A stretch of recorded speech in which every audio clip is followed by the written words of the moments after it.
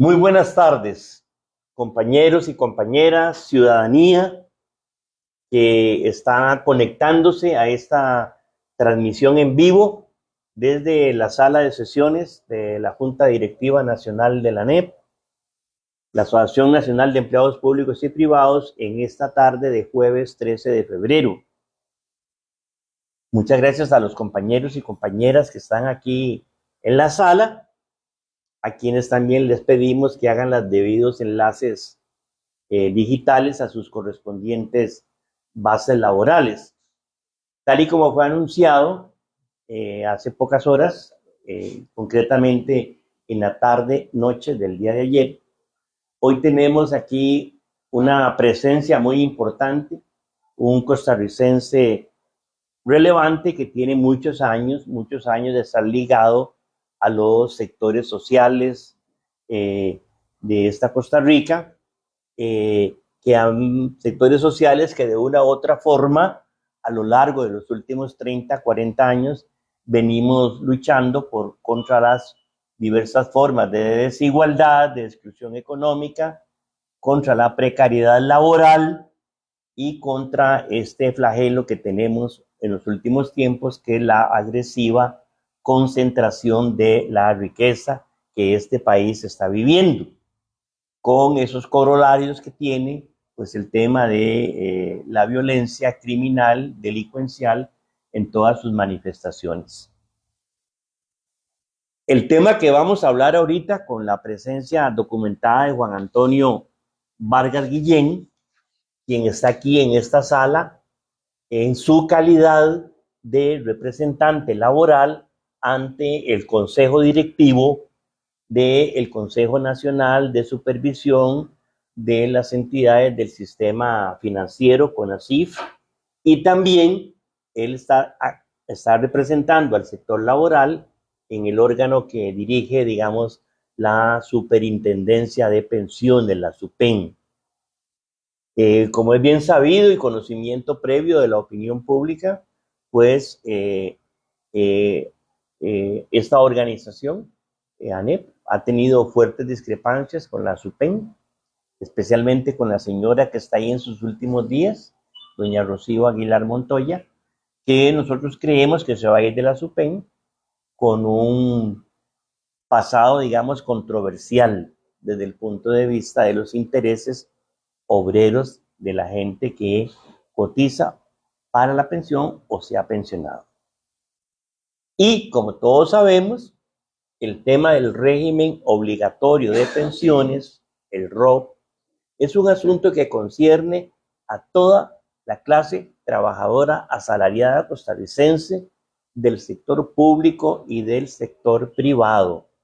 Es algo que ha tenido ocupado y preocupado a muchas personas, a mucha gente en este país, sobre todo con el sistema que popularmente conocemos de entrega de los fondos del ROP bajo lo que popularmente hemos denominado pagos de polaco, que a mucha gente en este país tiene indignado, y también conocemos de muchas tentativas, muchas iniciativas, muchas intenciones de las reformas legales necesarias para que la persona al pensionarse recibiera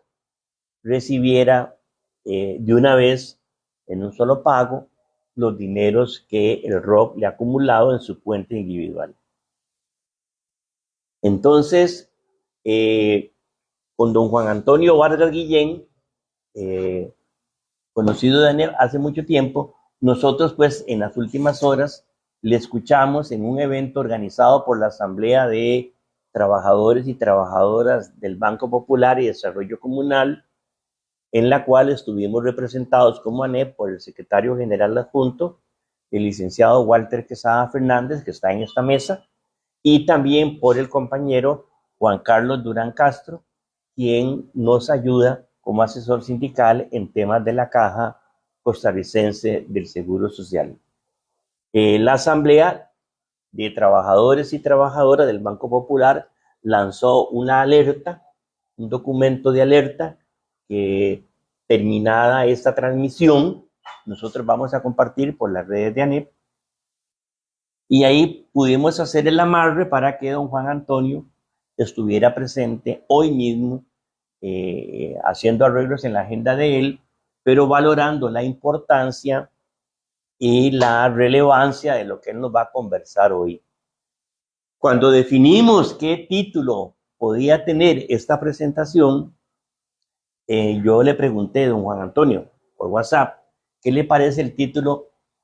La plata del ROB está en riesgo. La plata del ROB está en riesgo. Y él no dudó en responderme que era exacto el titular de esta conversación. Ese es el propósito de este aporte de ANEP a través de don Juan Antonio, a través de todas las redes sociales de la organización. Instamos a todas las seccionales de la ANEP, públicas y privadas, para que si están sintonizando le pongan debido cuidado a lo que va a decir don Juan Antonio. Si no lo pueden ver, pues esta exposición queda grabada inmediatamente después de que concluya. La pueden ver en la noche y la pueden estar transmitiendo, compartiendo en todas las redes sociales de personas trabajadoras afiliadas a la ANEP, no afiliadas a la ANEP, de otros sindicatos, de otras organizaciones, porque este es un asunto que rebasa la frontera gremial. A como yo entendí el comunicado de la Asamblea de Trabajadores y de Trabajadoras del Banco Popular, lo que escucharon en la presentación de ayer el compañero Walter y el compañero Juan Carlos, y lo que ya veníamos oliendo de esto, sinceramente nos alarmamos en ANEP de que la plata del ROB está en riesgo. Su plata, trabajador del comercio, trabajador bananero, empleado público de primer nivel salarial, del más bajito nivel salarial, etcétera, etcétera. Su plata está en peligro. Y para cerrar, pues obviamente a nosotros no nos extrañaría eso. Hemos humeado en ANEP a lo largo de los últimos años cómo la concentración de la riqueza en Costa Rica se ha hecho de la mano de un sector bancario financiero que ha venido monopolizando prácticamente el control de la agenda política y social del país, y que ese sector bancario financiero es parte esencial de lo que en la ANEP denominamos la plutocracia. La plutocracia que ha venido comandando las grandes decisiones políticas del país. Bueno, don Juan Antonio, sin más preámbulo, usted aquí es bienvenido, tiene completa libertad de expresión. Nosotros vamos a transmitir íntegramente lo que usted diga, no se le va a cortar nada, y tómese el tiempo que considere conveniente. Lo que vamos a hacer es que conforme él vaya exponiendo, ustedes vayan anotando algunas inquietudes que les van surgiendo para, una vez que don Juan Antonio termine la exposición, por lo menos transmitir en vivo unas 3 preguntas, para que don Juan Antonio se refiera a ellas, y luego de las 3 preguntas cerramos oficialmente la transmisión con un llamado que va a hacer el licenciado Walter Quesada Fernández, secretario general adjunto, a toda la clase trabajadora, a todos los grupos sindicales de todas las corrientes del país. Bienvenido. Muchas gracias, don Albino. Un gusto saludarlos a todos y todas. Le dije a Albino que yo conceptualizaba esta y todas las reuniones a que he acudido en estos días como rendición de cuentas, ¿verdad? La clase trabajadora apostada en la Asamblea de Trabajadores, que no hay una estructura más representativa en este país, tiene que presentar una terna al Banco Central y el Banco Central decide de los 3 que se presentan a cuál se elige. Yo me había jubilado hace un par de años, me había retirado de toda actividad pública, de política, de todo, cualquier cosa. Estaba ya debajo de una palmera en Guanacaste con una hielera, y en eso recibo unos correos de gente conocida hacía muchos años que me decían: Juan Antonio, hay una posibilidad de que lo propongamos al CONACYT. Yo les digo: no, gracias. ¿Y por qué no? Porque no quiero ir a San José, no quiero ser funcionario público, no quiero estas responsabilidades. Ya hace 20 años fui el primer representante de ustedes en el Banco Central. Fue un tema muy complejo desde la primera sesión. En la primera sesión que llegó, se suponía era que llegaba nada más a votar el presupuesto, porque estaba pegado el presupuesto hace 7 meses, porque no llegaba la terna de la Asamblea de Trabajadores, porque costaba encontrar gente con algún currículum conforme a la ley. Y bueno, en esa primera sesión, después de que me presentaron y dieron bienvenida, yo levanté la mano. Y entonces don Eduardo Lizano, el presidente del banco, dijo: don Antonio, todavía no estamos votando. Y yo: no estoy votando, estoy pidiendo la palabra. Entonces fue muy extraño, ¿ah? No era este viejito que ustedes ven, porque veo demasiada gente joven acá. Solo creo que Walter y yo somos de la misma edad. Walter, más o menos, no, yo soy mayor. No, este no cumpleaños. Y entonces, en ese momento, levanté la mano e hice una pregunta, ¿verdad? Muy básica. Yo: mire, es que hay algo que no entiendo. La Superintendencia de Valores, la SUGEVAL, custodia los fondos de aproximadamente unas 14,000 personas, que son las 14,000 personas que más dinero tienen en este país. Y esos fondos, para custodiarlos, que son más o menos fondos de 12 a 15,000 colones, ¿verdad? Del excedente, que usted puede ir a un banco y comprar títulos valores. Entonces, esas 14,000 personas con esos ahorros excedente, la SUGEVAL tiene un presupuesto de 4,000 millones de colones para custodiarlo, para que no se los robe nadie, que no se pierdan.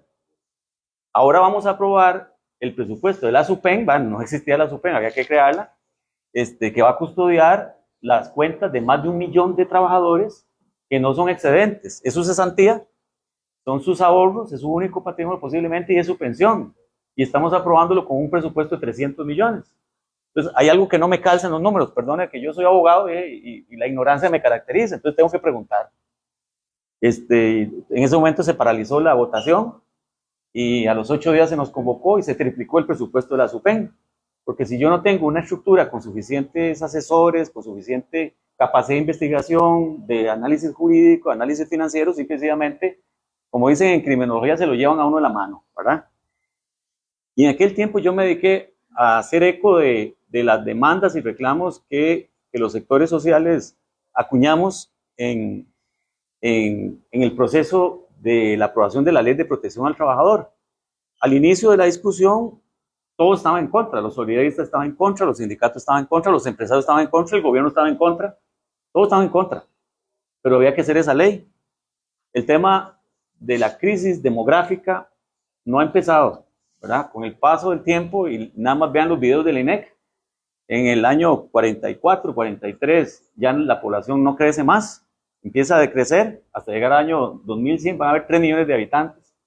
Y eso coincide, esa fecha del 40 y algo, con el agotamiento de las reservas de invalidez, vejez y muerte. Más allá de lo ideológico, más allá de la ansiedad de desmantelamiento del Estado, es un tema matemático. Usted no puede, con pocos trabajadores, sostener las pensiones de muchos pensionados. No se puede. No dan los números, salvo que usted cambie el modelo. Y el modelo de la Caja de Seguro Social, quieras o no, viene así, viene para abajo. La deuda del Estado con la Caja viene creciendo. Estamos hablando mensualmente de alrededor de 110 millones de dólares por mes. Y eso se acumula y genera más intereses y más cosas.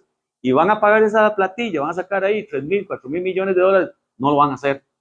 Por lo tanto, las acciones que tiene que tomarse, tenemos que tomarlas hace 10, 15 años. Después de este paso de la Ley de Protección al Trabajador, que como les digo, nadie estaba de acuerdo al inicio y al final todos estábamos de acuerdo. Después de este paso, teníamos que haber tomado otro paso a los 10 años, máximo a los 15. No lo tomamos, ya llevamos 20 años de ley y 25 años de discusión de los mismos temas que yo conocí hace mucho rato y que ya me es insoportable ir a los foros y seminarios a hablar de lo mismo. Es decir, tenemos problemas de cobertura, solamente el 40% de los costarricenses vamos a tener pensión y el resto del 60%, la gente de mayor vulnerabilidad sigue en picada también, ¿verdad? Dice que la economía está estabilizada, que la inflación no camina y sin embargo los precios crecen. Es algo muy extraño. Dice uno, bueno, es extraño, si no hay inflación grande, ¿por qué se supone que con la apreciación del colón deberían los precios de los consumos básicos bajar? Si el colón vale ahora, tiene una fuerza frente al dólar más grande, los precios deberían estar bajando, pero no bajan. bajan para algunos segmentos poblacionales, aquella gente que tiene posibilidad de, por ejemplo, de irse en un transatlántico, en esos sistemas de turismo de muy caros, o para comprar algún viaje ahí a Tailandia, para todo ese tipo de gente, todo va bajando, pero los precios de consumo básico no. Entonces, es un tema fuerte, y aquí necesariamente el tema de fondos generacionales hay que enmarcarlo en la situación de la Caja de Seguro Social, en la situación financiera y la situación de invalidez, vejez y muerte. Y les pongo el ejemplo de lo que está pasando con el régimen obligatorio de pensiones para luego entrar, con el permiso de ustedes, ahora sí, más en detalle a fondos generacionales y qué nos está pasando, que es alarmante.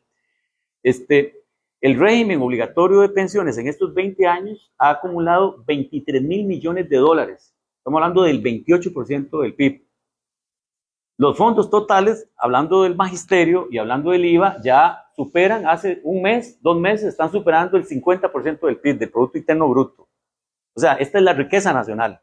Esta es la riqueza nacional. Podemos hacer maravillas con esta riqueza, pero no lo estamos haciendo. Ok, ya en pocos días, el ROP, régimen obligatorio de pensiones, va a ser el doble que invalidez, vejez y muerte, para darnos una idea de lo que está pasando. O sea, esta sustitución de cuentas que tiene el agravante, no son solidarias, eso hay que atenderlo, la cobertura, fue una decisión absolutamente exitosa. Yo recuerdo los últimos días que yo me peleaba porque yo vengo de las asociaciones de desarrollo comunal, ese es mi origen, para los que ya tienen más años, ¿verdad? Walter ni estaba en la Asamblea de Trabajadores ni nada, y me va aquel compañero que está allá en la esquina, eso llegaron después, pero lo cierto es que yo tenía todos los sectores con posiciones muy distintas, ¿verdad? El solidarismo con una posición muy particular que ustedes conocen, las centrales con otras, algunos sindicatos de la caja con otras, era muy complicado conciliar, pero conciliamos.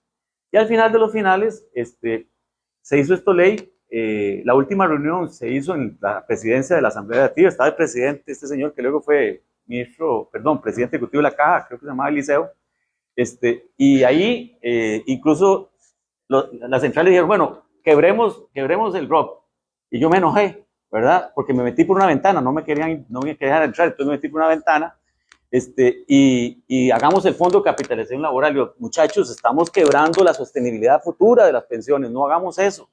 No, Juan Antonio, creo que Rodrigo me decía, y Quincho, o sea, no, Juan Antonio, hay que darle algo a los trabajadores a los 5 años. Y yo lo entiendo, por favor, pero no hagamos eso. Sin embargo, así se fue, ¿verdad? Se tomó la última palabra, se votó unánimemente en la Asamblea Legislativa y se hizo el régimen obligatorio de pensiones, por dicha. Como ustedes lo van a ver, los más jóvenes sobre todo, cómo ese régimen complementario se va constituyendo naturalmente en el régimen principal, y el IVA va a ir quedándose fundamentalmente con un principio de solidaridad a la gente más vulnerable, que hoy tiene pensiones paupérrimas, esas pensiones no alcanzan para nada. Con el paso de los años, yo empecé a darle la razón, que ese día estaba enojado, y no es normal que yo me enoje, empecé a darle las razones a los líderes sindicales que dieron la pelea del Fondo de Capitalización Laboral, y ahora tengo un concepto radicalmente distinto a lo que entendía como la sostenibilidad.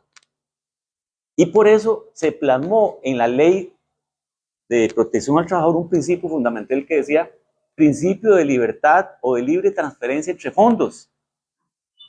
Y ahora lo entiendo mejor. ¿En qué sentido? En que posiblemente alguien que se está pensionando o se pensionó o está definiendo cómo quiere que repartan la plata, una cosa es el fulano que tiene excedente de dinero, que tiene mucha plata, se está pensionando y que diga, mire, yo quiero asumir un mayor riesgo de mi régimen obligatorio de pensiones porque tiene más rentabilidad. Mire, si lo pierde no hay problema, yo no tengo problema para comer, tengo mucha plata, está bien. A las personas que yo conozco y llegan me llaman todo el tiempo, dice Juan Antonio, vea, tengo una problemática, yo no soy banco, estoy jubilado, y tengo nada que ver con los bancos, pero me dice Juan Antonio, tengo una problemática, tengo ya 8 tarjetas de crédito pegadas, las últimas que agarré era para pagar las otras tarjetas, y vea dónde está el desalojo de mi casa, en 3 días me desalojan, ¿qué hago?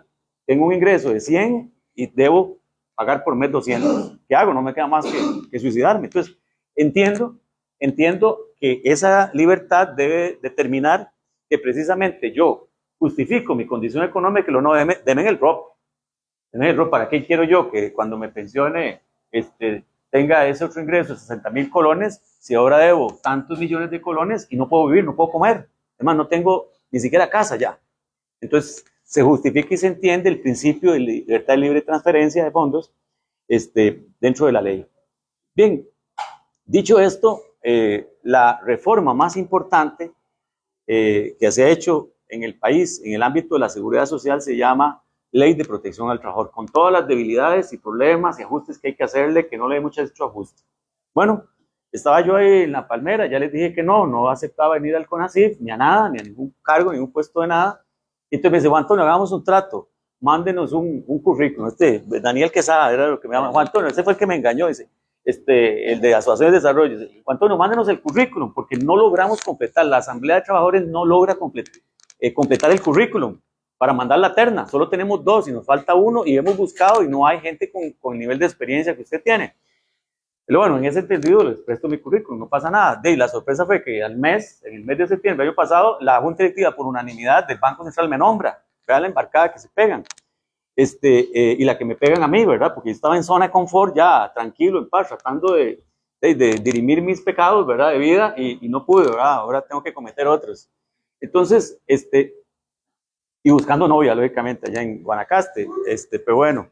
Eso es un mensaje nada más que dejo ahí en el aire, en las redes. Bueno, por si hay alguna posibilidad. Bien, entonces me mercadeo ahí. Entonces, ¿qué ocurre? Resulta que llego al CONACYT y lo más penoso para mí, una de las penas más grandes de la vida, fue que cuando llego a la entrevista con la Junta Directiva del Banco Central, le pregunto a uno todas esas cosas que no tienen ningún sentido, ninguna lógica. Mire, usted es terrorista, usted está dispuesto a estafar, usted está dispuesto a ponerle una bomba aquí al Banco Central. ¿Conoce la NEP? No, ¿está amigo de Albino? No, ni lo conozco, ¿quién es? No, ¿verdad? Pero después de eso, llega un director y me dice, Juan Antonio, ¿usted qué opina de los fondos generacionales?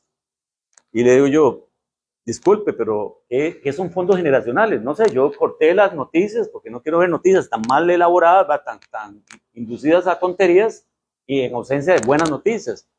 Entonces las corté y le digo, no sé qué son los fondos generacionales, ¿verdad? Entonces ya medio me explicó, di una consideración de equilibrio entre solidaridad y proporcionalidad, que tal vez ni venía al caso, pero salí de ese escenario. Y digo, peor, ahora menos que me nombren, porque ni siquiera sé a qué es lo que voy. Bueno, me nombraron.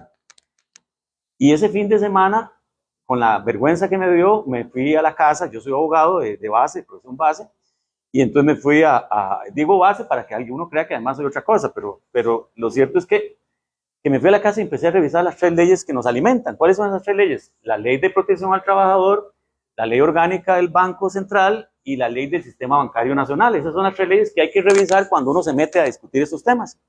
Y me fui, las revisé y digo, qué raro, si la ley vista mal, la Procuraduría tan cuidadosa que es con esto, porque revisé todas las leyes y no había una sola ley que regulara fondos generacionales. Revisé algunos reglamentos a las leyes y no había ningún solo reglamento. Yo, Madre Santísima, no entiendo, o sea, si no hay una ley que rija esto, es como hacer la Ley de Protección al Trabajador con todo lo que significó haber hecho esa reforma sin ley, algo parecido. Bueno, no podés, porque tenés que limitar libertades públicas, tenés que meterle la mano al bolsillo a la gente, decirle, esta plata va para acá, usted no se puede pasar hasta que pase tantos años. O sea, tenés que hacer un montón de limitaciones a la libertad, porque es el patrimonio de toda nuestra plata, ¿verdad? Imagínense, es que el Estado nos diga qué va a pasar con su plata, con la plata de cada uno de nosotros. Y eso solamente se puede hacer con una ley, no se puede hacer con un reglamento siquiera, jamás. Imagínense el grado de abuso de autoridad que significaría eso, ¿verdad? Entonces, lo que hice fue poner en Google ahí fondos generacionales, entonces empecé a ver, entonces me empecé a meter por ahí porque no había norma jurídica. Y vi que había un reglamento, el reglamento interno del CONACYT, de la SUPEN, que regulaba a las operadoras, pero esa regulación es una regulación más orgánica para rendición de cuentas, pero no para regular tus fondos, eso no se puede, por favor. Y en el reglamento, de las cosas que decían es creaban 4 fondos, ¿verdad? Uno para los más huilas, otro para los más viejillos y otros ahí intermedio. Y usted no podía pasarse y hasta que pasaran 5 años usted puede hacer tal cosa y un montón de regulaciones. Mire, qué barbaridad, ¿cómo hacen algo como esto? En eso me citan para darme una capacitación en CONACYT, porque estaba tan viejillo, más de 20 años de no estar en estas, evidentemente no estaba perdido. Entonces me llaman y me presentan al abogado de primera instancia y le pregunto al muchacho, de hecho muy inteligente, muy bueno, le pregunto, mire, Rodrigo, usted me daría el favor y darme los criterios jurídicos del CONACYT para aprobar esta reforma, porque tengo una duda enorme de que se violentan al menos 3 principios jurídicos fundamentales. Dice Juan Antonio, no hay ningún criterio jurídico. Y eso para un abogado es algo así como que le da a uno un escalofrío muy extraño en la espalda, porque algo muy raro está pasando. Ese escalofrío que me dio cuando don Denis Cabezas, ¿verdad? Que está vivo Denis, ¿verdad? Todavía. Dijo en la Asamblea de Trabajadores, me dijo a mí en la primera sesión, porque había una presión para llevarse esta plata para el exterior, y Denis dijo, Juan Antonio, es una barbaridad que usted permita eso, me dice. O sea, estamos financiando la guerra de Irak, donde mataron a 200,000 inocentes con la plata del sector sindical y trabajadores de este país. Dice, no les da vergüenza. Y cuando Denis decía eso, a mí me entraba un escalofrío por la espalda, no podía sentirme bien con esa situación. Empecé a averiguar qué es lo que estaba pasando y qué negocios raros y cosas complejas estaban pasando que después pasaron. Bien, ¿cuáles principios jurídicos violenta esta reforma? Primer principio, el principio que está en los primeros artículos de la Ley de Protección al Trabajador, principio de libre transferencia. Luego hay otro principio que es fundamental en esta materia, que es el principio de equilibrio. ¿Equilibrio entre qué? El principio de equilibrio entre la rentabilidad y la seguridad de los recursos. ¿De acuerdo? Ahí le agregan el de liquidez, ¿verdad? Porque la gente se va pensionando y tiene que haber liquidez para pagar esto. Entonces, evidentemente el principio de equilibrio podría estar en cuestionamiento, pensaba yo, porque traté de entenderlo. El ROP ahora es una sola olla, donde están ustedes los jóvenes y estamos nosotros los viejillos, donde hay inversiones con alta rentabilidad y otras con baja rentabilidad, donde hay inversiones con mucha seguridad y otras con muy poca seguridad. Todo está ahí. Si hay una crisis como la que se nos vino en el 2021, ¿verdad? Después de la pandemia, apechuga todo el sistema. Por lo tanto, los efectos de la crisis se diluyen. Pero si yo concentro a los viejitos de un lado y les digo, ustedes van a asumir el riesgo de no crecer a cambio de sostenerles las pensiones más o menos estables, y los más jovencitos les doy el riesgo de perder la plata porque les voy a dar la posibilidad de que tengan altas rentabilidades. En principio pareciera muy razonable, pero si yo divido los riesgos, concentro los riesgos en esos segmentos poblacionales. Entonces yo, como no había visto proyecciones ni nada, en la primera sesión que llegué del CONACYT, puse una nota, ¿verdad?, que la mandé a la Asamblea de Trabajadores y a los sectores que pude, diciendo, mire, quiero que me den las proyecciones de cómo afecta esto las cuentas individuales de los trabajadores, este cambio. Y además quisiera saber si este cambio afecta la estabilidad macroeconómica del país, porque es tirar una enorme cantidad de dinero al mercado, porque hay que vender los títulos de nuestras inversiones, hay que venderlos a partir del 1 de abril de este año, o sea, en pocas horas. Esto va a entrar a regir en pocas horas. Lo que no hagamos hoy no se va a hacer alrededor de esta temática.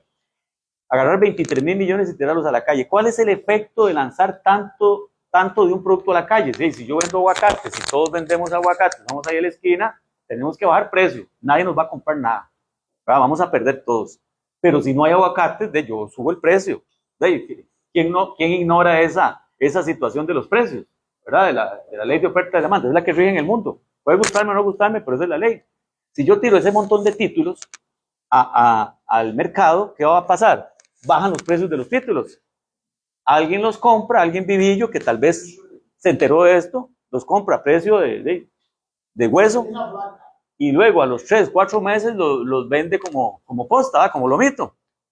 Y hizo una ganancia bonita, interesante. ¿Y quién pagó los platos rotos de esa fiesta? Nosotros, porque si yo estoy recibiendo una pensión de 200,000, en 8 meses, en un año, dice, Juan Antonio, la pensión suya va a llegar a 170,000. Yo, ¿cómo? ¿Y cómo pago el agua y la luz que pago con esos 30,000 pesos? Es que figúrese que fondos generacionales, pero eso no duran mucho, duran como 22 años en recuperarse. Yo, bueno, o 10 años, o un año, y no puedo pagar el agua y la luz, ¿verdad? Entonces, pido los estudios de impacto ambiental, de los estudios de impacto macroeconómico, y bueno, a la siguiente sesión que yo entré, se da el informe correspondiente, y esos informes y esos estudios no existían, y los que existían estaban basados en presupuestos mal hechos, ¿verdad? Yo estadísticamente puedo probar lo que yo quiera, siempre y cuando ponga los supuestos que yo quiera.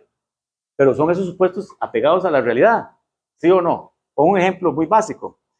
Yo le digo, Albino, le voy a demostrar que usted no pierde su plata. Vea, aquí está el cuadro de 40 años de cotización suya. Usted empezó como a los 16 a cotizar, 45 años, 50 años. No le estoy calculando la edad. En esta cotización, Albino, usted, como en su época de joven, la inversión, según este modelo, es de altísima rentabilidad.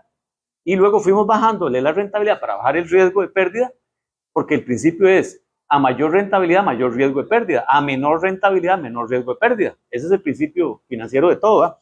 Entonces, vea cómo en la simulación, Albino, le vamos bajando la rentabilidad y usted llega perfecto. Su pensión no va a disminuir y con suerte aumenta un poquitico. Eso sería cierto si el modelo se le hubiera aplicado al Albino desde que Albino empezó a cotizar a los 18 años o 17 años, ¿de acuerdo? Pero no a la edad que tiene Albino, que tengo yo. Esos supuestos no me son aplicables jamás. Y entonces los supuestos de todo este proceso no eran correctos, ni de lo que habían hecho. Y bueno, debo decir que la reforma tiene varios vacíos sustantivos.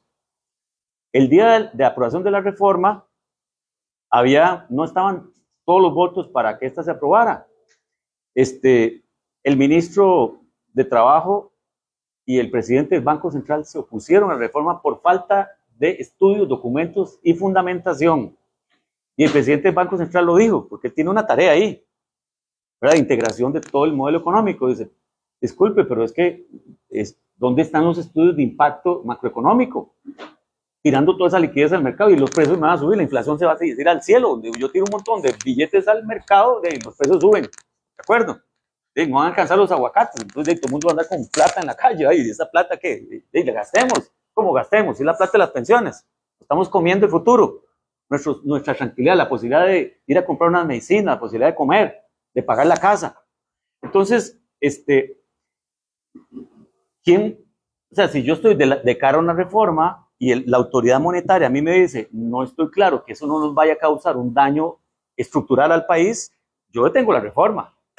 Y luego llega el rector de las pensiones, que es el ministro de Trabajo, y dice, yo no estoy de acuerdo con esta reforma por falta de información. ¿Cómo van a aprobar una reforma? Van a primeras tirarla ahí y se aprobó. Y se aprobó. Contra el criterio del rector de pensiones y contra el criterio del presidente del Banco Central. ¿De acuerdo? ¿Qué acontece después de eso? Ponen los plazos de que al 1 de abril todo el mundo tiene que salir a vender títulos. ¿Verdad que fregado? Operadores.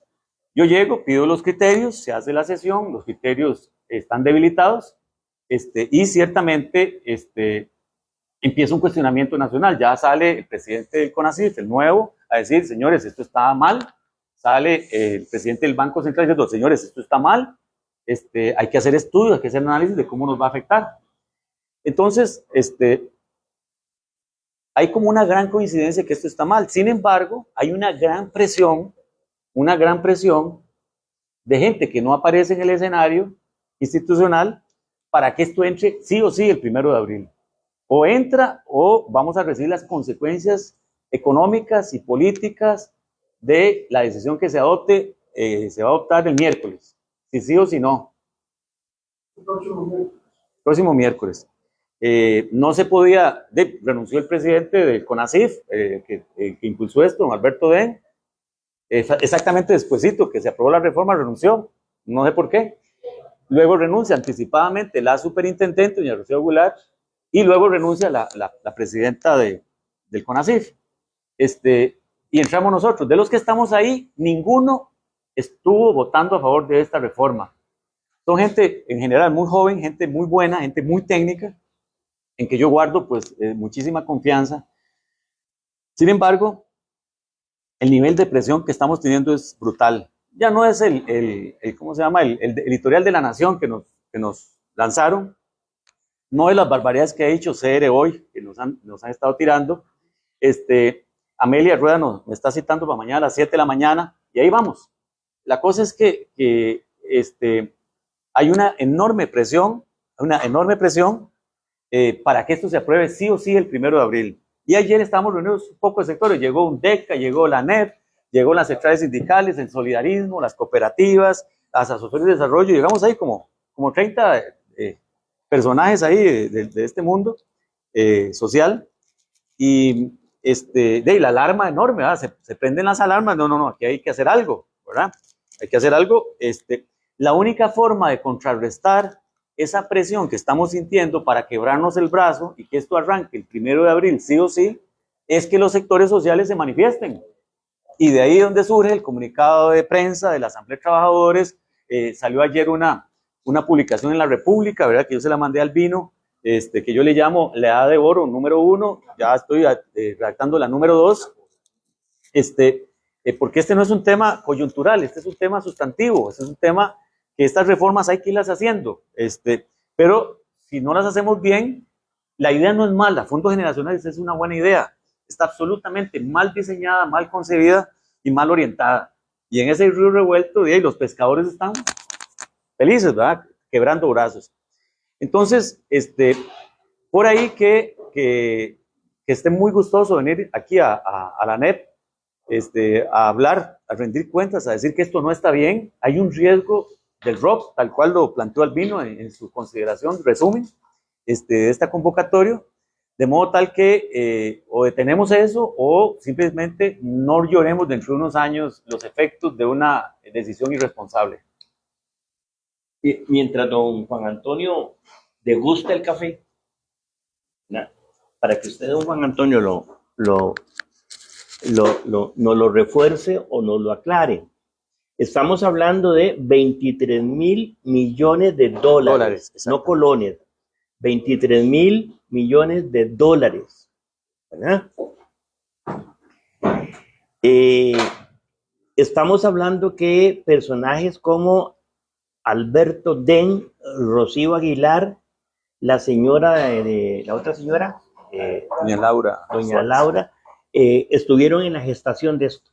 Doña Laura no votó, estaba fuera del país. Alberto Den y Rocío sí. Esos son los líderes de esto. Esos son de los dos personajes. Rocío Aguilar es muy conocida entre la clase trabajadora costarricense, ¿verdad? Si usted me dice que hay mucha presión de CR hoy, nosotros concluimos que es el banquero Leonel Barú, ¿verdad? El banquero Leonel Barú, que por lo general financia a casi todos los partidos políticos. Les presta plata a casi todos los partidos políticos. Y él, obviamente, ya está haciendo números de cómo podría incrementarse su propio capital y de su grupo financiero con fondos obreros. Estamos hablando que estamos hablando que son fondos obreros, compañeros y compañeras de toda la clase trabajadora asalariada, pública y privada, fondos obreros, no fondos de capitalistas, son fondos obreros que este voraz sector financiero, plutocrático, el corazón de la plutocracia tica es el sector financiero, quiere apropiarse en pocas horas de esos 23.000 millones de dólares, ¿verdad? De dólares. A mí me gustaría saber cómo se llaman esas personas que tienen que tomar esa decisión, que usted dice que los están presionando demasiado. Si usted nos puede dar los nombres de esas personas que en esa mesa del CONACYT le van a dar el sí final a esto, ¿no? Sí. ¿Verdad? Nos gustaría que ahorita usted, mientras toma más cafecito para que no se le enfríe, usted nos dé los nombres de esas personas y por favor aquí los anotan y a qué sectores representan. Porque el gran problema que tiene el capital financiero es que hace sus chanchadas en contra de la clase trabajadora y nunca vemos sus rostros. Y nosotros necesitamos quién le va a hacer daño a las generaciones futuras de este país. ¿Quién le va a hacer daño a mi compañera Kenji, que tiene escasos 22 años de edad? ¿Verdad? O al otro compañero jóvenes que están, a James, que está en esta mesa, como muchos jóvenes que tiene escasos 23 años de edad. ¿Verdad? Entonces, vean ustedes, compañeros y compañeras que están viendo esta transmisión, y antes de que don Juan Antonio nos aclare estas preguntas, de ahí, mi compañero Walter quería venir aquí al podio principal, ¿verdad? Por favor, porque también tiene que hacer unos comentarios, no, a la par suya, okay. Tiene que hacer algunos comentarios que él quiere hacer, pero definitivamente, algo es claro. o nos movilizamos o nos aplastan por generaciones. Walter. Aquí me pasaron el micrófono. Bueno, en realidad a mí me queda una duda adicional con este tema, pero con una modificación que también se planteó al Fondo de Capitalización Laboral, porque la superintendente de pensiones, Rocío Aguilar, propuso recientemente de que el Fondo de Capitalización Laboral se devolviera no cada 5 años, sino cada 10 años. Y si en este momento hay una cantidad de dinero tan gigantesca, supuestamente ni siquiera hay posibilidad, por lo menos desde la lógica de los grandes capitales, de invertirla en Costa Rica, ¿cómo van a engrosar esa cantidad de dinero y no devolverle al trabajador que está esperando para poder cancelar una deuda que tiene pendiente, para poder cancelar una vivienda que está a punto de remate o cualquier otro tipo de compromiso financiero? Y por otro lado, estamos aquí hablando de un tema de desinformación. El problema es que la mayor parte de quienes deberíamos tomar la decisión sobre la modificación que se tiene que hacer, estamos desinformados, no conocemos. Estamos totalmente ayunos de información. Y yo en esto quiero reconocer el papel de la Asamblea de Trabajadores del Banco Popular y de Juan Antonio, desde luego, que nos viene a alertar sobre lo que puede pasar con estos dineros, lo que puede pasar con las pensiones en un futuro cercano y lejano también, porque la mayor parte de la gente somos perjudicados. Y aquí no estamos hablando del sector público y sector privado, sectores independientes, agricultores, toda la gente que tiene alguna relación con este tipo de dineros van a verse perjudicados. Entonces, yo creo que aquí lo único que nos queda es hacer una movilización social, porque realmente estamos poniendo o están poniendo en riesgo nuestro futuro y nuestro dinero. Era un comentario que quería hacer aquí mientras Juan Antonio saboreaba ese delicioso pan. Todavía vamos a ver. Es decir, la gran interrogante es el papel del presidente de la República. Nos gustaría, don Juan Antonio, si usted tiene alguna noción que está pensando el presidente de la República sobre esta situación, para que usted nos lo indicase, desde el punto de vista que pues, está a cargo del gobierno de la República, y entonces esto podría ser como si se juega con la plata de la clase trabajadora de este país, con los actuales pensionados, con los que van a pensionarse, usted está casi que prendiendo una candela de dinamita. Yo no creo que la gente se va a quedar cruzada de brazos sabiendo que su plata se va a depreciar y va a desaparecer. ¿Verdad?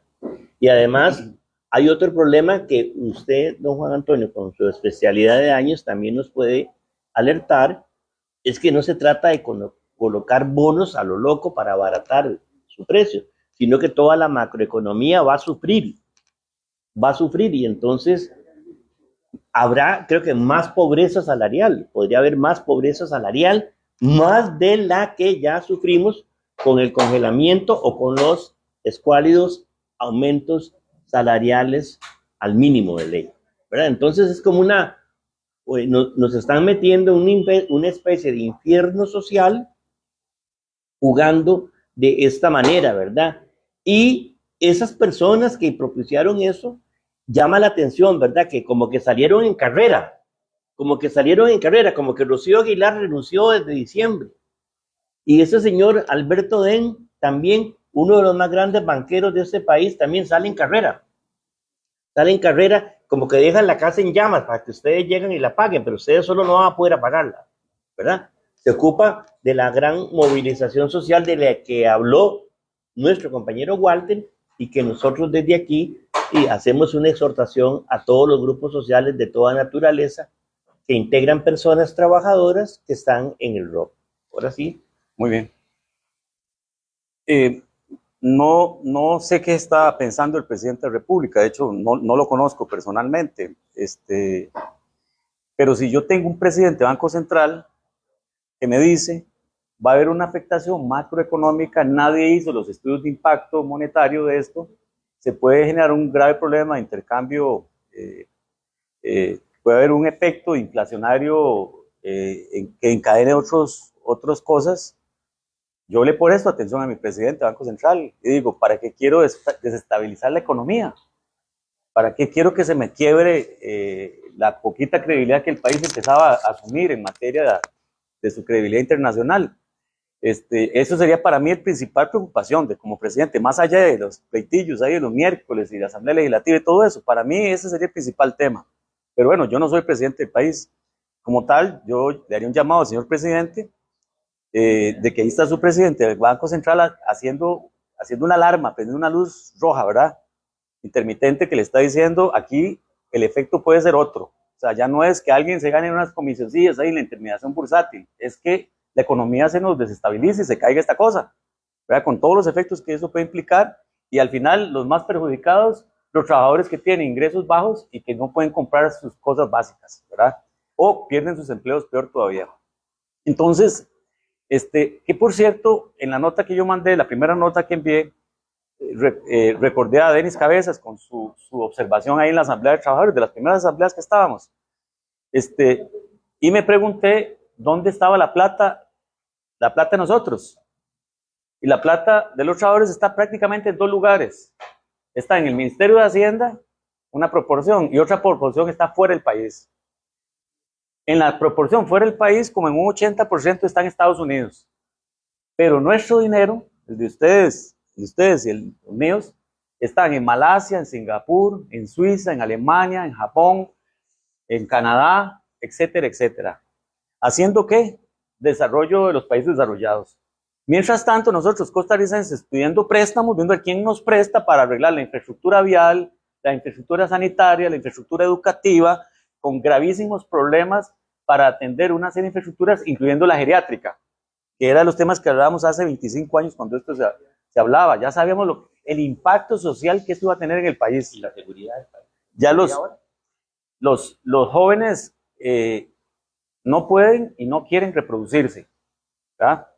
Pensábamos que era que no querían por un tema de cultura, es que parece que también hay problemas de poder, y ese poder no solamente es económico, puede ser también biológico, porque nos recetaron una dieta que no era la correcta hace muchos años. Nos dijeron que había que tomar aceite vegetal, y había que comer esto, y dejar de comer carne, había que hacer cosas que eran falsas, ¿verdad? Parte de un manejo ideológico para orientarnos a ciertos estadios que a ellos les interesa, en medio de la nueva era de la tecnología, ¿verdad?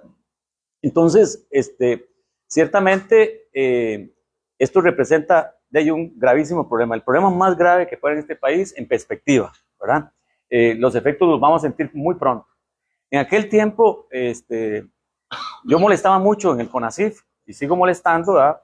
Soy una persona incómoda, mi labor no es caerle bien a la gente, ni es de relaciones públicas, ni nada por el estilo.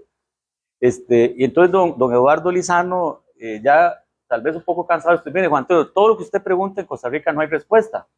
Váyase a Chile y hace las preguntas, a ver qué fue lo que hicieron ellos, porque Chile era de los países más pobres, con una infraestructura pobrísima, y de repente era un país el más desarrollado de América Latina, en teoría, por lo menos materialmente hablando, ¿verdad? Las pensiones de aquel tiempo, hace 23 años, llegaban al 40% del PIB. ¿Está bien? Entonces, me mandaron para Chile y me senté con el superintendente de pensiones y le digo, vea, Costa Rica tenemos un problema para poder invertir las pensiones en infraestructura. Y el problema es que hay mucha corrupción, hay mucha politiquería, los ticos no sabemos planificar proyectos, ¿verdad? Hacemos un proyecto, estamos terminando la radial 60 años después y está mal terminada. Ay, yo no podía salir de las presas ahora para venir aquí. Unas presas, digo, ¿cómo presas aquí en la radial? No se suponía que uno iba ahí soplado, directo. De ahí, estaba ahí pegado en Calle Blanco hacía rato, ¿verdad? Y luego otro carro se varó y era una catástrofe tremenda. 60 años después, bueno, la 32 hay como 400 expropiaciones pendientes todavía. Entonces, todo eso se lo contaba yo al superintendente y él con mucha atención me dice, vea, Juan Antonio, los problemas que tiene Costa Rica los tiene México, los tiene Guatemala, los tiene Colombia y los tenemos nosotros los chilenos. Sabiendo eso, tomamos 2 o 3 medidas muy sencillas para no arriesgar los fondos de los trabajadores, pues los fondos son sagrados, no se pueden perder, pero no puedes dejar de pasar la oportunidad de invertir esos fondos en el país, porque el salto al desarrollo, a tener escuelas y colegios en buen estado, ¿verdad? Yo recuerdo un ministro de Educación que lo conocí como alcalde, no era mi mejor amigo, que su gran tema era si los servicios sanitarios podían entrar hombres, mujeres, y los que no sabían si eran hombres o mujeres, o que estaban en una discusión con ese tema. Pero no le decían al país que teníamos ya 10 o 12 días de que no había agua en los servicios sanitarios. A mí no me preocupa, en mi casa el servicio sanitario, de ahí entran hombres y mujeres, no pasa absolutamente nada. Pero lo que sí me preocupaba es un servicio sanitario que cumple 8 o 10 días sin agua, eso sí me preocupa, eso ya no importa si usted es hombre o mujer, lo va a matar, eso nos va a matar. Entonces, la infraestructura nuestra urge que sea atendida. ¿Por qué? Porque hicimos un modelo para 2 empresas, para que se enriquecieran 2 personas. Y ese modelo es muy sencillo, ¿verdad? Porque una vez en un análisis que hizo aquí, no sé si un suizo o un noruego, dijo, las calles de Costa Rica son las calles más caras del mundo. Están hechas para estar despedazadas siempre, teniendo gente capacitada de cómo se hace una calle. Ustedes lo ven aquí al frente, lo ven en todo lado. Porque es que la calle cada 6 meses hay que atenderla. Es muy sencillo. Porque se hace mal a propósito. Usted le sigue echando peso ahí a la base, sus bases, y la va quebrando. Cada vez la quebrando más, cada vez hay que atenderla más rápido. Habíamos hecho un grupo municipal del país una simulación con el Banco Nacional. El Banco Nacional es el único que le presta a las municipalidades, ¿verdad? Yo he peleado con los compas del Banco Popular, ¿verdad? Que es una tarea del Banco Popular, pero no se ha podido todavía. Esperemos un rato, ¿verdad? Porque ahí están queriendo hacerlo, no se ha podido. Pero haciendo la simulación con el Banco Nacional, si nosotros arreglábamos la infraestructura nacional, por lo menos el 83% de infraestructura que es municipal, y lo digo también porque yo sé que muchos de ustedes representan municipalidades, si arreglábamos la infraestructura en 10 años, íbamos a estar invirtiendo apenas el 15% de lo que invertimos hoy en infraestructura, pero con toda la infraestructura arreglada, con toda buena. ¿Por qué? Porque variamos de un sistema curativo a un sistema preventivo. Arreglamos la calle bien hecha, esa calle hay que gavetearla, hay que sacar todo eso y hacer la base, su base correctamente con razonabilidad técnica, que eso es la técnica universal, no se ocupan genios para eso, ¿verdad? Como los muchachos de ahí, cuando hacían un hueco, ¿verdad? Y luego le echaban asfalto, y lógicamente el asfalto se iba a hundir y a los 2 o 3 días se debe despedazar. Ahí ya no tiene por qué hacer calles o arreglar los huecos, ellos no saben de eso. Entonces, ¿qué ocurría? Con un porcentaje no tan grande de esos fondos, nosotros arreglamos la infraestructura del país. ¿Quién ganaba? El ahorro nacional, porque el dinero estaba seguro, porque cada uno de ustedes, cuando le echa gasolina al vehículo, ahí va el impuesto para arreglar las calles, ahí va, es seguro. Titularicemos eso, metamos unos bonos municipales, las municipalidades pueden emitir bonos, emitamos eso y metemos esos títulos a 30 años plazo. Ahora sí hacemos inversiones de largo plazo, que nadie se va a robar la calle, le metemos unos esquemas de seguridad de repago a través de aseguradoras de repago. O sea que si la calle se hizo mal, o el aeropuerto de Golfito, o el de Limón se hizo mal, o el de Esparza, Orotina, qué sé yo, se hizo mal, la plata nunca se va a perder, hay una aseguradora que lo paga. Entonces los chilenos contrataron las aseguradoras de repago, que son mucho más duros o violentos que un banquero cuando usted llega a pedir un crédito. Y claro, cuando llamaron ahí ese señor que venía no sé dónde, de Londres, de Hong Kong, de dónde, a ver el proyecto, y dice, mire, me llamaron porque ustedes me dijeron que ya tenían la factibilidad de esta carretera aquí en Santiago, son como 10 carriles que hicieron ahí en el centro. Me llamaron para ver esta factibilidad, perdonen, esto no llega ni a prefactibilidad, esto es una basura, señores, estiró el estudio, dice, mire, cuando hagan las cosas bien me llaman, ustedes no saben hacer, si quieren que les demos una capacitación de cómo hacer proyectos, cómo hacer infraestructura, se las damos, con mucho gusto. Pero el modelo costarricense está hecho, porque aún continúa, está hecho para perder, está hecho para que las calles estén mal hechas, y para que tengan que intervenirse todo el tiempo, porque ahí está el gran negocio. Licitación, pongan licitación, que ocupa un laboratorio de tal tamaño para que solamente lo gane tal empresa, ya está, todo está resuelto, el mundo no ha cambiado después de los escándalos, es más, algo cambió, ¿verdad? Ya el fiscal no hizo, o el juez no hizo, agarró un machote incorrecto y hizo mal la acusación, entonces, ya eso ya está financiando no hay caso la discusión. Entonces, cambiar el modelo de infraestructura vial del país, hacer un gran ahorro. ¿Y quién sufre con las calles, aceras y puentes malos? Todos sufrimos. Eso no es del Frente Amplio, no es del PAC, no es de Liberación, no es de Rodrigo Chávez, es de todos. Las inversiones hospitalarias. Va, yo veo la gente en Plaza, se enferma. ¿A dónde van? Al CIMA, ¿verdad? Y si se agravan, ¿a dónde van? Al México, Calderón, a San Juan, ¿verdad? ¿Por qué? ¿En quién confían? En el Hospital México. Sí, si le tienen que intervenir el reloj, ¿a dónde vamos? Al Hospital México. O hoy prefiero estar en el Calderón. ¿Por qué? Porque tenemos un sistema de salud maravilloso, con todas las debilidades que tengan. Entonces, defender a la Caja del Seguro Social, defender invalidez, vejez y muerte en una transformación que hay que hacerle, defender las pensiones es la principal defensa que podemos hacer los trabajadores, es nuestra calidad de vida en el futuro. Si no la defendemos en el presente, nuestro futuro cada vez va a ser más triste, ¿verdad?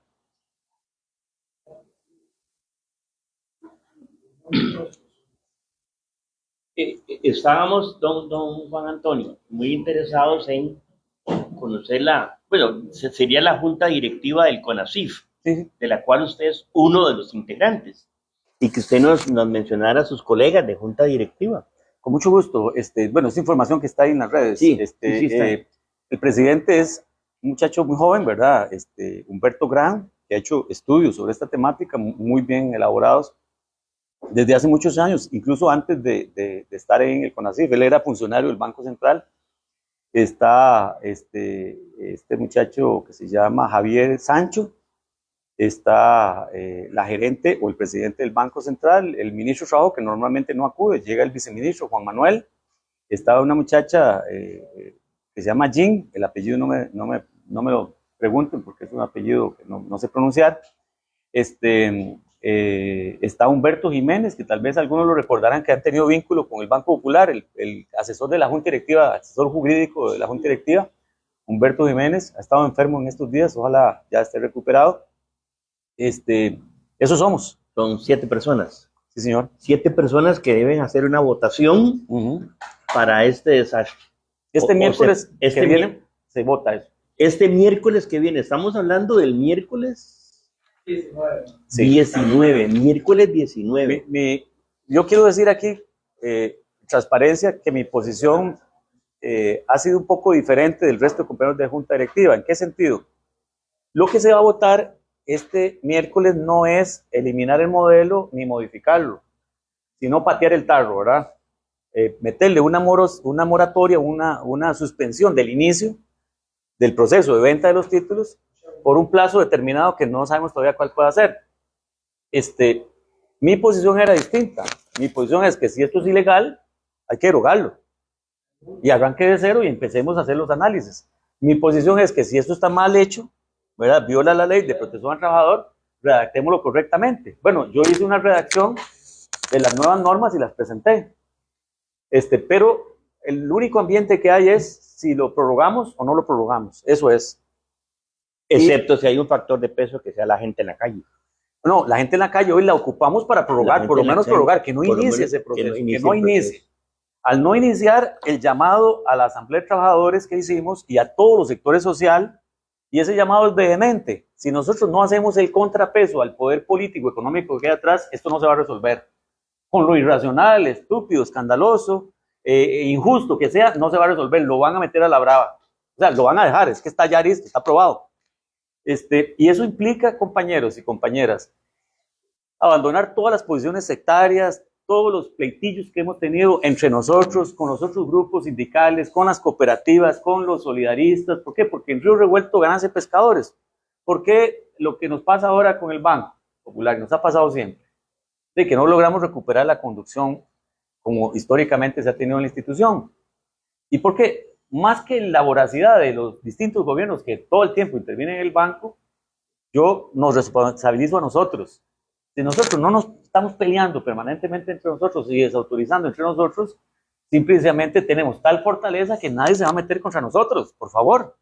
En el momento que hagamos un llamado conjunto a la movilización, entonces yo agarro ahí, yo sé que ahora es un año complicadísimo, todo el mundo dice, y yo puedo ir en primer lugar para diputado de mi partido, allá en la provincia tal, o luego negocio de la alcaldía. La gente anda en eso, con las banderillas. Entonces, guardemos un toque las banderas. Es más, aunque suene raro, nosotros somos de izquierda, guardemos un toque la ideología, saquemos los criterios técnicos, hablemos con aquellos que parecen que no son de nuestra ideología. Es más, ¿Por qué La República me publicó ayer el artículo que le mandé al Vino, que se llama la Edad Dorada, en el contexto de una economía plateada? Número 1 puse, ya estoy con el número 2.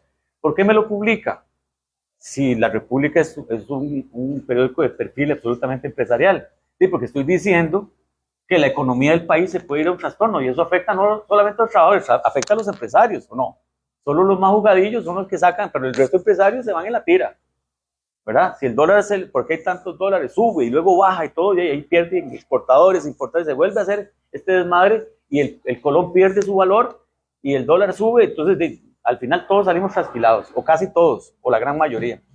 Por eso se publica, porque hay un llamado a atender algo que nos trasciende incluso a nosotros como grupos de representantes de los trabajadores. Entonces, compañeros y compañeras, es un tema delicado, de verdad, se lo digo con el corazón. Hay pleitos de todos contra todos. Esto parece el Leviatán de Tomás Hobbes, ¿verdad? Suspendamos eso, un toquecito. Vamos a las reuniones, la Asamblea de Trabajadores, digo yo, con todo y todo, debería ser un lugar neutral. Sentémonos a la par de la persona esta que nos cae mal muchas veces, ¿verdad? Que nos insultó en el pasado. Sentemos un toque con humildad y construyamos una estrategia de defensa de la clase trabajadora, porque estamos frente al mayor riesgo que puedan tener los trabajadores en las últimas décadas, ¿verdad? Que es que se nos toman las pensiones. Bueno, en el sitio web del CONACYF, ahí están todos los nombres de las personas trabajadoras. Obviamente, si esto es el miércoles próximo, esa votación, hay que hacer todo el ruido que se pueda en las próximas horas. Nosotros aquí en ANEP, bueno, tengo aquí frente a la pantalla el comunicado oficial de la Asamblea de Trabajadores y Trabajadoras del Banco Popular. Nosotros aquí en la sala le vamos a dar un aplauso a la Asamblea de Trabajadores y Trabajadoras del Banco Popular por darnos esta alerta, ¿verdad? Es muy relevante por darnos esta alerta. Aquí está el compañero secretario general adjunto de la ANEP, Walter. Están otros compañeros integrantes de la Junta Directiva Nacional. Mañana hay sesión de la Junta Directiva Nacional de la ANEP, mañana viernes 14 de febrero. Obviamente ese será un punto preponderante, trascendental, para tomar un acuerdo oficial de la ANEP, pero creo que el acuerdo debe ser al menos algún tipo de movilización urgente, Esperamos que la Asamblea se mueva rapidito para que ese tipo de movilización urgente sea un llamado conjunto, colectivo. Estamos dispuestos nosotros, los de ANEP, a un llamado conjunto, colectivo, sin miramientos de ningún tipo, ni ideología, ni de centro, ni de izquierda, ni de derecha. Es la platita obrera, ¿verdad? Y yo creo que por lo menos a la gente de ANEP que nos puede estar viendo en este momento, compañeros y compañeras en las bases, deberíamos adoptar este lema. Algo así como, mi plata del ROP no se toca. O sea, algún tipo de consigna, ¿verdad? Mi plata del ROP no se toca. O con la plata de mi ROP no jueguen, ¿verdad? Exactamente, porque de verdad lo que nos ha relatado don Juan Antonio, y entiendo que hasta el presidente del CONACYF está en contra, ¿verdad? El mismo presidente. Que recuerden, lo que está en el cortísimo plazo es que posterguen la decisión. Que no empiece en abril, para que todos los sectores sociales organizados, desde la Asamblea de Trabajadores y Trabajadoras del Banco Popular, podamos diseñar todo tipo de estrategias, tácticas, colectivas, grupales, multisectoriales, para evitar que esto cuaje, ¿verdad? Rafael Mora Solano quería hacer una intervención también. No sé, un minutito aquí.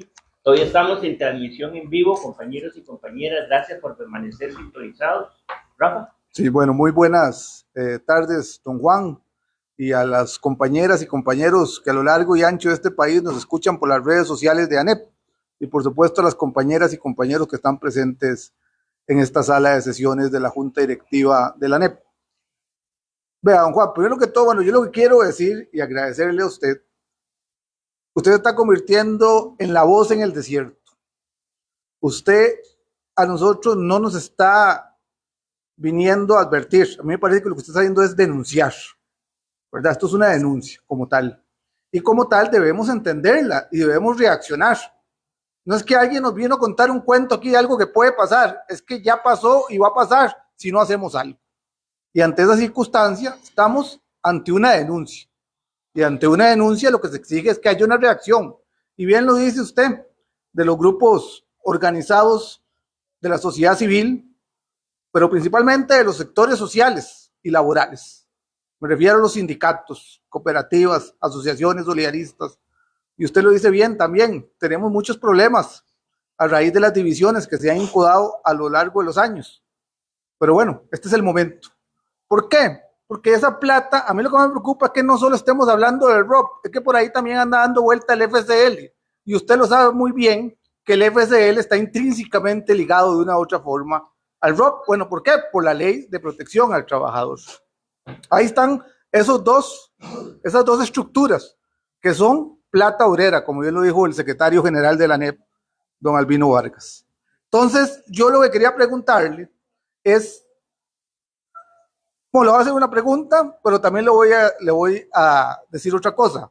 Lo primero que le voy a preguntar es, ¿usted ha pensado, además de la reacción que tenemos que tener en las calles, como ya se dijo acá, qué caminos jurídicos podríamos utilizar para paralizar un posible acuerdo? Porque digamos, si tomaran ese acuerdo el miércoles, hay un plazo para que quede en firme, o lo pueden dejar en firme ahí mismo. Esas cosas quisiéramos que usted nos las advirtiera como conocedor de la materia. Y lo otro es decirle que desde ya usted cuenta con la asesoría jurídica de la ANEP, todo nuestro cuerpo jurídico, para respaldar cualquier proceso de intervención que haya que hacer en este campo para parar esta violación flagrante, no solo a los derechos laborales, sino también a la plata, que es de todos los trabajadores de este país. Con nuestra plata no se juega. Con mucho gusto, Rafael. Vean, el trabajar alrededor de la Asamblea de Trabajadores nos puede dar la alternativa de no diluir la lucha, porque si ganamos la votación el miércoles y se posterga el inicio de la reforma, vea lo que estamos diciendo, postergar el inicio de una reforma ya aprobada.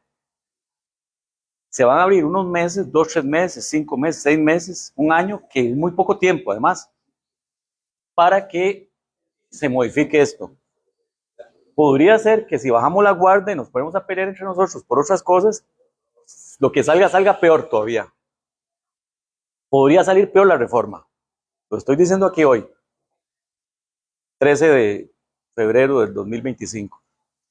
De modo que el miércoles, ganando la votación, que yo aspiraría a que lo ganáramos si logramos hacer la movilización correcta, llevar los comunicados, hablar con los periodistas, con las organizaciones, los trabajadores, incluso con los empresarios, si es del caso, de que esta es una alerta nacional, ¿verdad? Nos están sorprendiendo. Si lo logramos, no es que ahí terminó la pelea, no, ahí empieza la pelea, ahí empieza la bronca. Ahora sí, ¿qué es lo que vamos a hacer en sustitución de eso? Al respecto, yo elaboré para el día de ayer, pero no hubo tiempo, había además, la gente está desinformada, incluso los más altos niveles institucionales no saben esto, no saben lo que está pasando. Las organizaciones, los líderes no saben, nadie les dijo, nadie los ha alertado, ¿verdad? De una reforma tan trascendente, ¿verdad? Después de la ley de protección al trabajador, es la segunda reforma en 20 años más importante. Y si es así, ¿cómo es que nadie sabe lo que está pasando? ¿Verdad? Entonces, yo elaboré una propuesta, no la pudimos ver ayer, una propuesta de ley que conlleva varios elementos, es un borrador nada más. Pero usted me conoce, Rafael, yo no puedo quedarme en los foros viendo los retos de las pensiones, no, ya no soporto ver más retos de cobertura, sostenibilidad, suficiencia, bla, ya no puedo, digamos, cuáles son las soluciones. Porque si no entramos a ver las soluciones, mejor me voy para Guanacaste, y bajo la palmera y la hielera y a buscar novia. Pero en este caso, entrémosle a los retos. Es la gran oportunidad, es la coyuntura para unirnos es la coyuntura para integrarnos, pero si los abogados de ustedes hacen una propuesta, los de UNDEC hacen otra, los de la CMTC hacen otra, y todo el mundo empieza a hacer propuestas, ¿quién las integra? ¿Cómo se planifican? No, juntemos una comisión jurídica, una comisión política, una comisión de movilización, una comisión de comunicación, juntemos nuestros periodistas, posiblemente no están tan peleados como nosotros, entre nosotros, juntemos cada una de las estrategias de incidencia en esto y pongámonos a trabajar. Y ahí yo recién conocí a esta muchacha, presidenta de la Asamblea de Trabajadores, Vivian Rodríguez, ¿qué se llama? Creo que viene del SEC o algo de las copias, por ahí viene. Y ella es una persona joven y receptiva. No siento yo ahí como con esas líneas de que estoy contra estos, a favor de aquellos. No. Dice, no, lo que haya que hacer, hagámoslo. O sea, esta es la principal tarea que puede tener la Cámara de Trabajadores del país en este momento y posiblemente mucho rato. Entonces, Rafa, juntémonos todos. Organicémonos bien, planifiquemos cosas que no se hacen en este país, quitemos el hígado y el corazón un toquecito, metámosle mente a esto, ¿verdad? Olvidémonos de que aquel fulano, que Juan Carlos me trató mal y que me quitó una novia, no sé, o sea, esas cosas a un lado y trabajemos con un solo objetivo. ¿Cuál es el objetivo? Lo técnico primero, veamos los análisis, los estudios, lo que podría pasarnos, cómo lo resolvemos, cómo lo mejoramos y vean qué grave.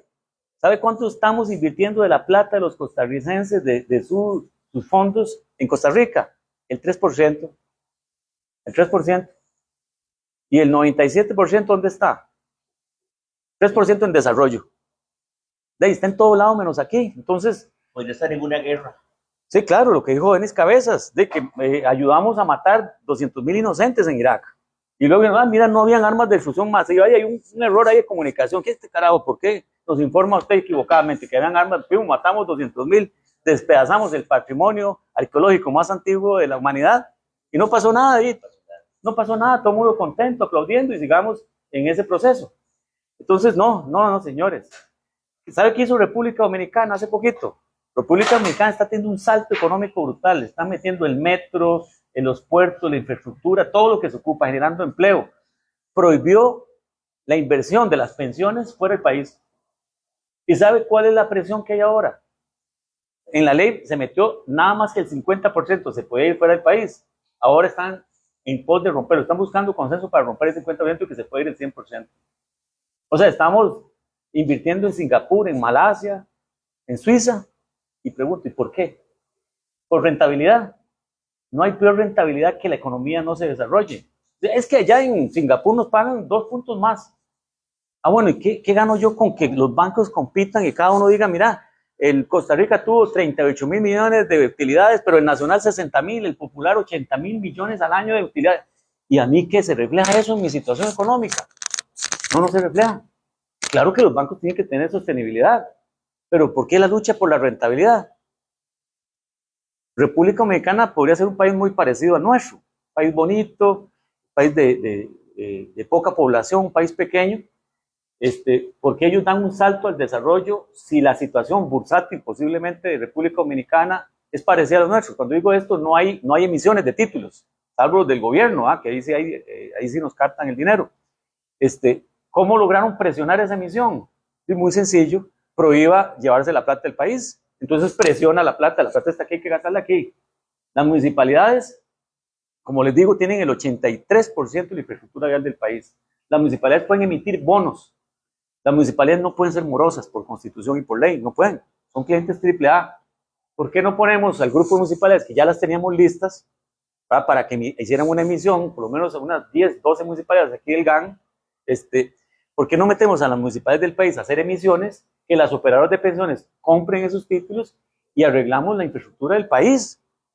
Los puentes que nos están cayendo. Casi que lo que están buenos son como el 8 o el 10% de los puentes, los demás están en grado medio y la gran mayoría de los puentes están en un estado gravísimo. ¿Por qué no invertimos ahí? En la canalización de las aguas, para que la infraestructura no se nos friegue, para que no hayan esas inundaciones que nos hacen tanto daño a las comunidades, sobre todo periféricas. Entonces, compañeros, esa es una tarea brutal.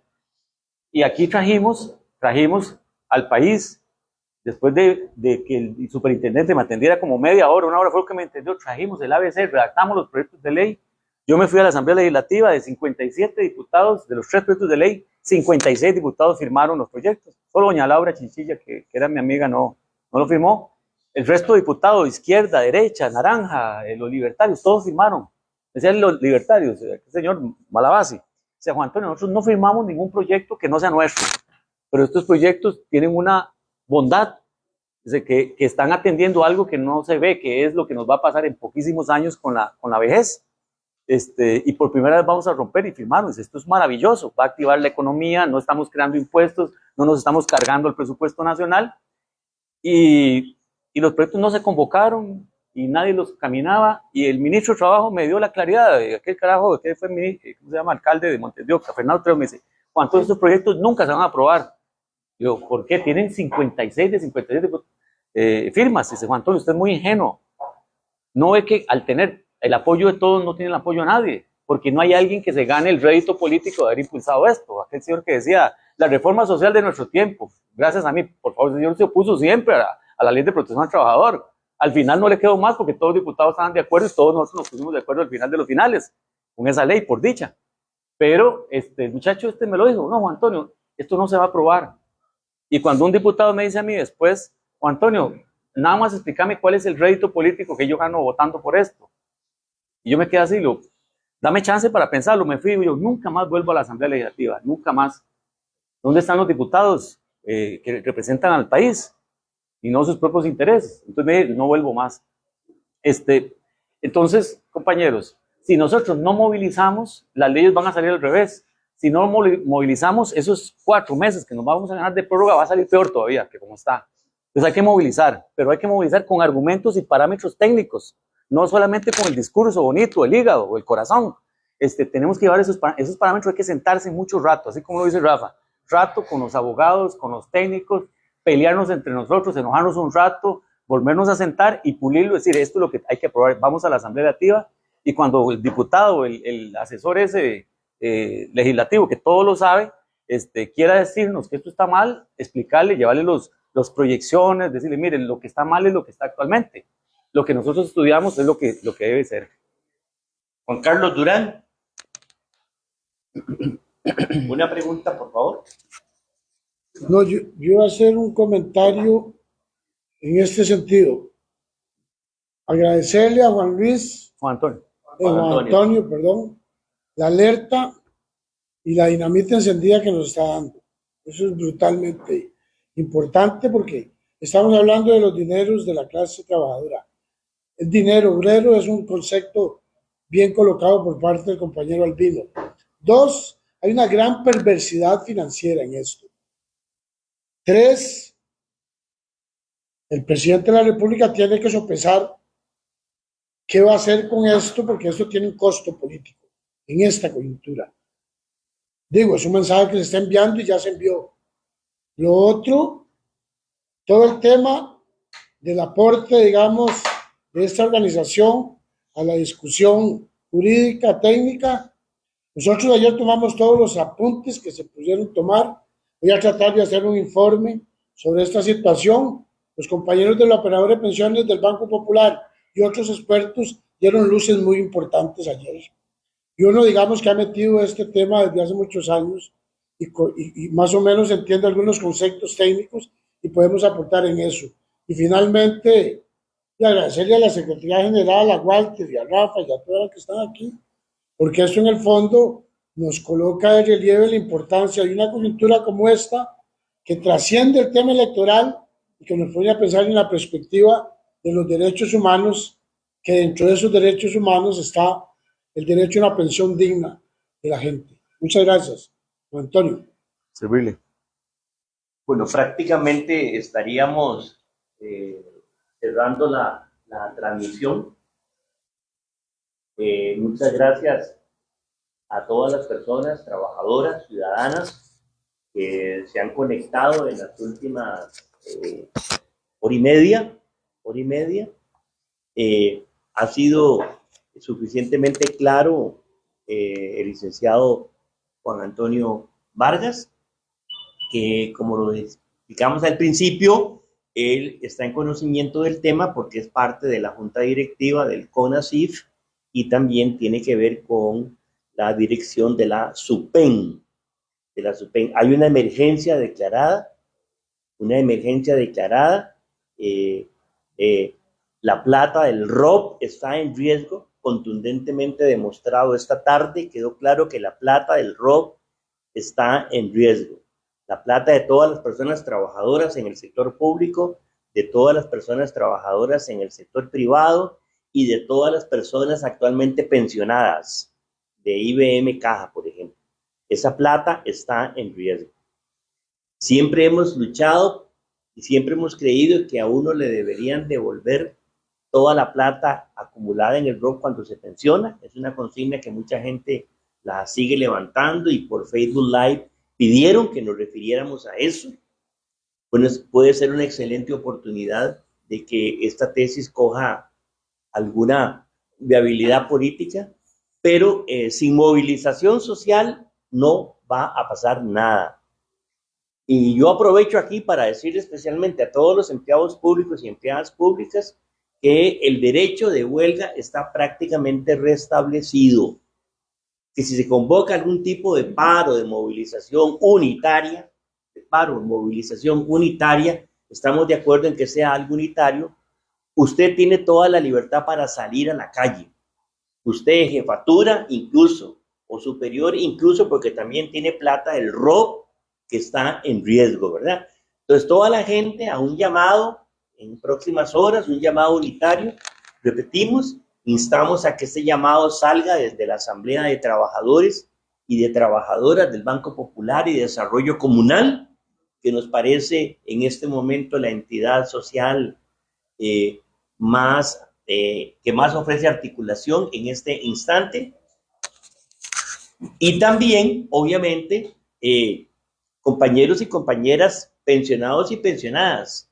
Hay 400,000 personas pensionadas de la Caja en este momento. Vean qué clase de fuerza social que está ahí. Y si se llama algo en la calle, no tienen motivo para quedarse en la casa. Porque efectivamente pudiera ser que una tragedia de estas, ¿verdad?, reduzca el monto de la pensión de la persona trabajadora que recibe de la Caja a un monto 10% menor, 20% menor, 30% menor, dependiendo de esa voracidad del mercado. Juan Antonio, antes de cerrar, se nos queda una pregunta y yo creo que podría yo ayudar a la respuesta.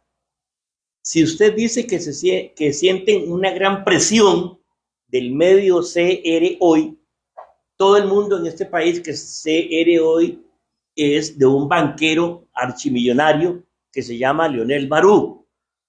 ¿Ese grupo que él representa está interesado en esta reforma? Bien, decir que yo tuve una reunión con algunos sectores sociales, sobre todo el SEC y las operadoras. Ellas me pidieron un espacio y fue interesante porque cuando entré al CONACYT había un ejército de gente diciendo todo está bien, esto es maravilloso, estamos haciendo algo muy bien, pero un ejército de gente diciendo esto está muy mal, y dentro de ese ejército estaban las operadoras de pensiones alertando. Yo no conocía a ningún gerente de operadora, los conocí un día ahí en una actividad de capacitación que se dio, y ese día ellos me plantearon una reunión. Como yo no tengo habitación en San José, vivo en Guanacaste, no tengo oficinas en San José, no tengo novia en San José, no tengo dónde quedarme en San José, entonces le pedí espacio al presidente del Banco Central, porque Banco Central no hay mucha gente ahí en las oficinas, entonces le pedí que me prestara ahí un escritorio para reunirme con ellos. Entonces llegó la presidenta del APSE, llegó gente de Jupema, llegó la gente de las operadoras, y ellos empezaron a hablarme con toda la transparencia, casi que unánimemente, la gravedad de esto. Yo, mire, pero ¿por qué los reportes que nos dan dice que todos estamos de acuerdo? ¿Desde qué nos queda? De la supervisión, si no nos alineamos, simplemente vamos a recibir los fajazos del caso. Yo, no, eso no puede ser, está aquí el país de por medio. Háganme el favor, hagan una nota indicando A, B, C y D, lo que ustedes me han dicho hoy.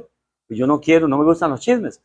Y entonces, efectivamente hicieron la nota. Bueno, inmediatamente, al día siguiente salió la publicación de CR Hoy.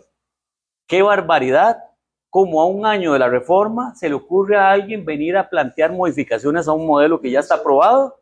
Entonces, claro, digo yo, pero ¿por qué este medio dice algo que no es cierto? ¿Verdad?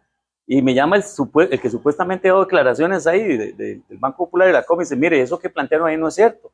Y bueno, haga la aclaración. No la hicieron. O sea, hay temor. Entonces ya los medios, ya el periódico de la Nación saca un editorial diciendo que cómo se les ocurre que esto no se puede postergar. ¿Y qué sabe la Nación del impacto a nivel macroeconómico? ¿Y qué sabe la Nación del impacto en las cuentas de ustedes, de los trabajadores? No sabe absolutamente nada, pero tiene que salir con una línea editorial, defendiendo entonces qué intereses, los de los trabajadores, los de la economía como un todo. Entonces, efectivamente, hay un interés. ¿Cuál sea el interés? ¿Cuál sea la ganancia? Revisémoslo, investiguémoslo. Interesantísimo porque compañeros y compañeras del sector público particularmente, qué curioso, ¿verdad? Qué curioso. El Grupo Nación y la Nación y CR Hoy, enemigos acérrimos del empleo público. Recuerden ustedes, enemigos acérrimos del empleo público. Periódicos, periodismo del odio, como ANEP lo llamó en su momento, detrás de la ley de las finanzas públicas, detrás de la ley antihuelgas, detrás de la ley marco de empleo público. Efectivamente, andan detrás de todo, absolutamente todo lo que sea patrimonio de la clase trabajadora. Estamos avisados, estamos informados, amigos y amigas de las bases de la ANEP, de todo el país.